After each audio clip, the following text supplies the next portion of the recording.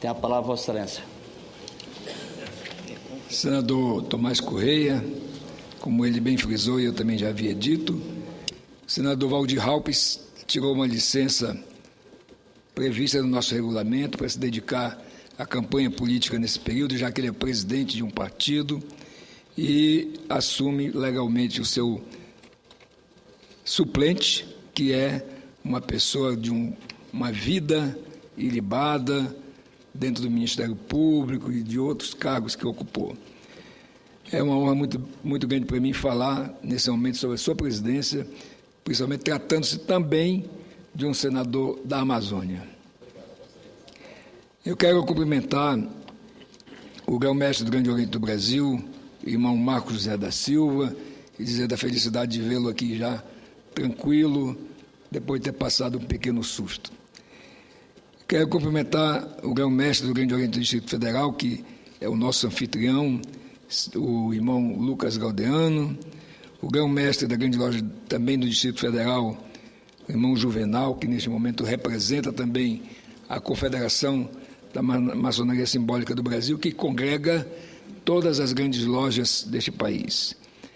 Cumprimentar também o irmão José Simeone, presidente da Confederação Maçônica do Brasil, Comab, cumprimentar o jovem mestre conselheiro nacional do Supremo Conselho da Ordem de Molay, agradecendo pela comenda hoje me dada, o sobrinho Mateus Schluter, cumprimentar também o nosso irmão, membro da Grande Loja Unida da Inglaterra, John Wade, e quero cumprimentar também a todo o corpo diplomático aqui presente, que já foi mencionado da presidência, os irmãos que são membros dos poderes maçônicos de justiça, irmão José Jesus aqui presente, do judiciário, aliás, do legislativo. Eu mesmo tenho a honra de ser membro do Poder Legislativo da Maçonaria como deputado à soberana Assembleia Federal Legislativa. Portanto, é uma honra ser senador no mundo não maçônico e ser deputado no mundo maçônico. E eu queria começar minhas palavras pedindo permissão para registrar uma coincidência muito feliz para mim. Hoje, a minha loja-mãe, que tem o nome de 20 de agosto, completa 41 anos de existência. Portanto, eu quero mandar aqui um abraço fraterno a todos os irmãos da 20 de agosto, no meu estado de Roraima, e a todos os irmãos daquele Oriente, de forma que esse registro não poderia deixar de fazer, inclusive também de que, como parte da sua comemoração, está sendo feito um seminário em que vários palestrantes vão ter a oportunidade de falar aos irmãos de Roraima. Mas eu fico muito feliz de estarmos hoje aqui pelo 13º ano seguido, homenageando a maçonaria brasileira. Eu sempre me questionava, quando fui venerável da minha loja por 2 vezes, depois fui deputado federal inicialmente, depois tive um interregno e voltei a ser deputado federal também na Soberana Assembleia. Uma coisa que eu ouvia desde lá da minha loja pequenininha, lá no norte, era o seguinte: eu, como médico, ouvia dos colegas médicos perguntarem: mas o que é que de fato vocês fazem? Por que vocês se reúnem de maneira tão fechada? Aí, obviamente, que eu tentava explicar dizendo que nós tínhamos ações sociais, como, por exemplo, nós tínhamos lá em Roraima uma casa para idosos chamada Casa do Vovô, e as nossas cunhadas, que compõem uma instituição no Grande Oriente do Brasil, que é a Fraternidade Feminina Cruzeiro do Sul, faziam esse trabalho assim. Mas isso realmente não dissipava a curiosidade ou a dúvida daqueles não maçons sobre as nossas atividades. Aliás, curiosidade e dúvidas que até as nossas esposas têm. E aí o grão-mestre Marcos José disse muito claramente: nós precisamos ser muito mais comunicativos. Nós temos que ter uma interlocução com a sociedade de maneira mais forte. E foi por isso que eu convoquei, ou melhor, requeri a primeira sessão de homenagem, porque aqui é uma forma pública de se falar da nossa ordem. Porque, na verdade, ao contrário de mitos que existem na sociedade não maçônica, aliás, 2 mitos, um verdadeiro e um falso. Aliás, um bom e um ruim, ambos falsos. Um, de que nós nos reunimos a portas fechadas para prestar cultos ao Satanás. Uma mentira deslavada. Porque alguns veem, porque tem livros espalhados em qualquer livraria, às vezes alguns símbolos nossos, como, por exemplo, o caixão, que representa o quê? Um alerta a todos de que todos teremos o mesmo fim. Isto é, viemos do pó e ao pó voltaremos. E aí, alguns deturpam e interpretam dessa forma, que, aliás, vem de muito tempo essa história. A outra, também, crença que existe, é que a maçonaria é uma associação de autoajuda em que as pessoas entram para ter cobertura de tudo, em todos os setores. Outra inverdade, porque o verdadeiro maçom entra para a maçonaria para servir a ordem e servir a humanidade, e não para se servir dela, como alguns pensam. Eu entrei na maçonaria e acabou meus problemas. Acabou meus problemas financeiros, acabou meus problemas de... Quando isso não é verdadeiro. Nós damos, cada um de nós, a nossa colaboração para que, de fato, a ordem cumpra o papel primordial e histórico, que é o do soerguimento da humanidade, através da luta pela liberdade, pela igualdade, pela fraternidade. E a história mundial está cheia desses exemplos, desde a Revolução Francesa, da independência dos Estados Unidos e aqui entre nós no Brasil. A independência do Brasil, feita de maneira brasileira muito sábia, por sinal. Não derramamos uma gota de sangue para que José Bonifácio e Gonçalves Leite trouxessem... É bom lembrar, José Bonifácio era ministro do imperador.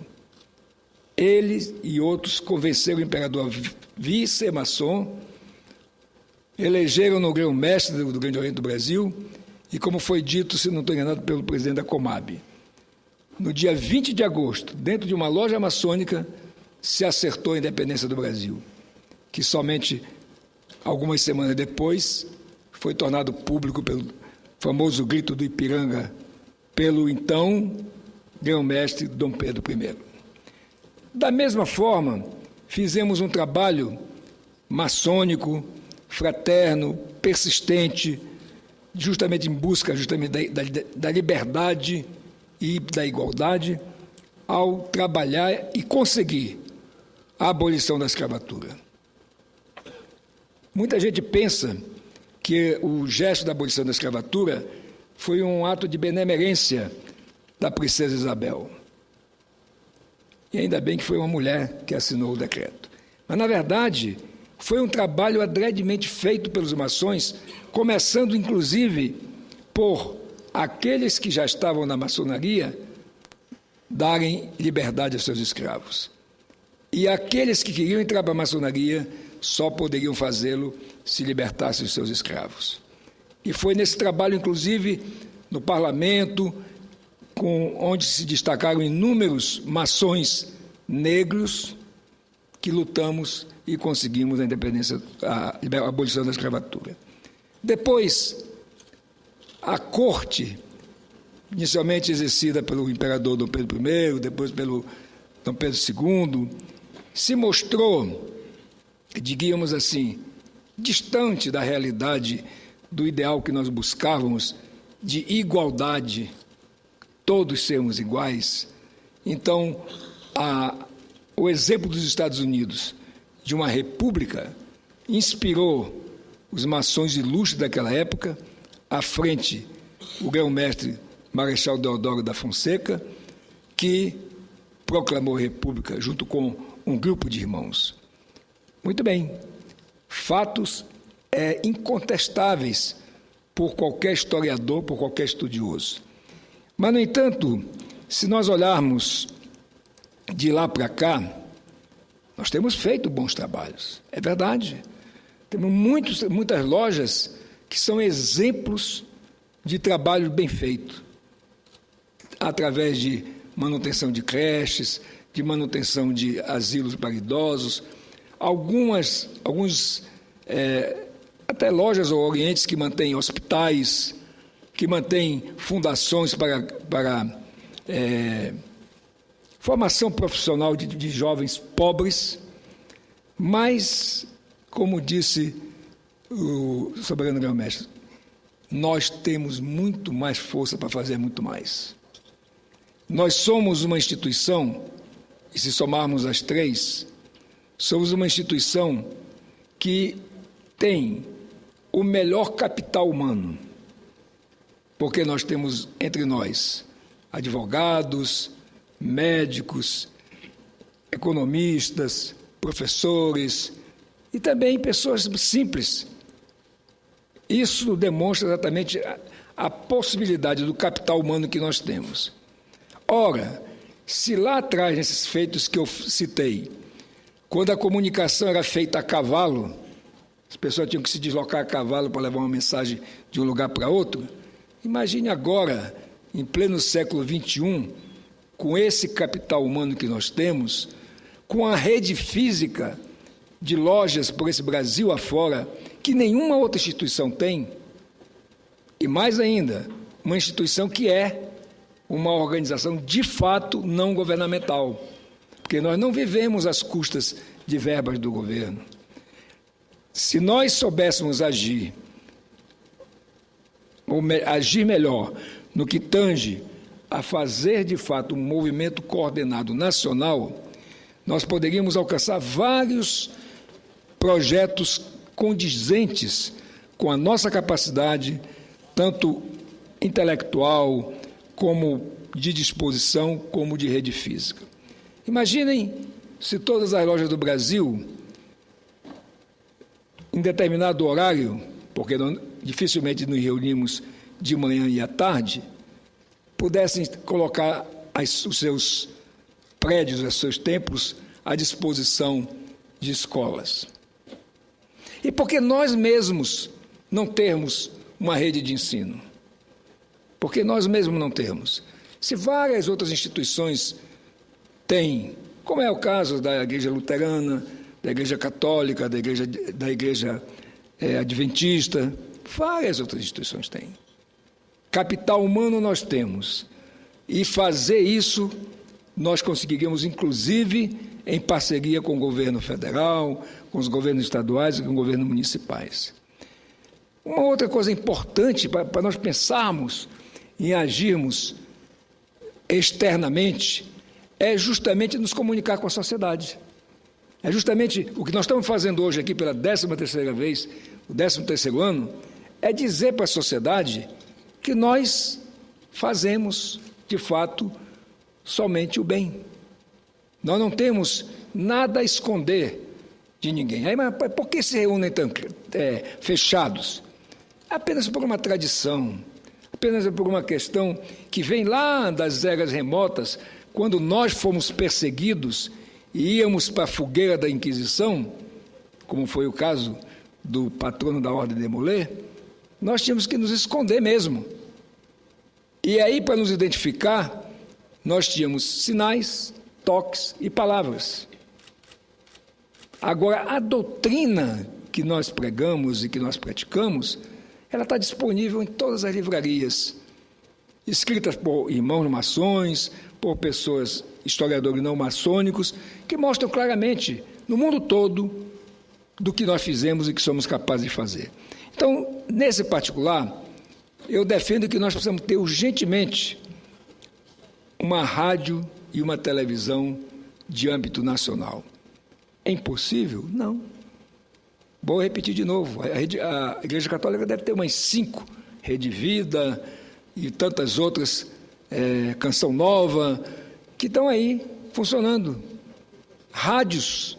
Nós poderíamos ter em cada estado poderíamos ter uma rádio comunitária. A rede de ensino, já falei. Importante também que, para fazermos essas atitudes externas, nós temos que nos fortalecer internamente. Ninguém pode fazer um trabalho hercúleo, aliás, se não nos fortalecermos internamente. E qual seria esse fortalecimento interno? É que nós podemos, por exemplo, tivéssemos os irmãos que entram para a ordem e que têm que tirar do bolso para contribuir para tudo que é feito pela ordem, o que é bom, é bonito, é um ato de realmente voluntariado, mas nós podíamos ter, por exemplo, plano de saúde e plano de previdência para os irmãos e para a família, de forma que pudesse dar a eles, na maturidade ou numa invalidez ou num infortúnio, a tranquilidade de ter isso.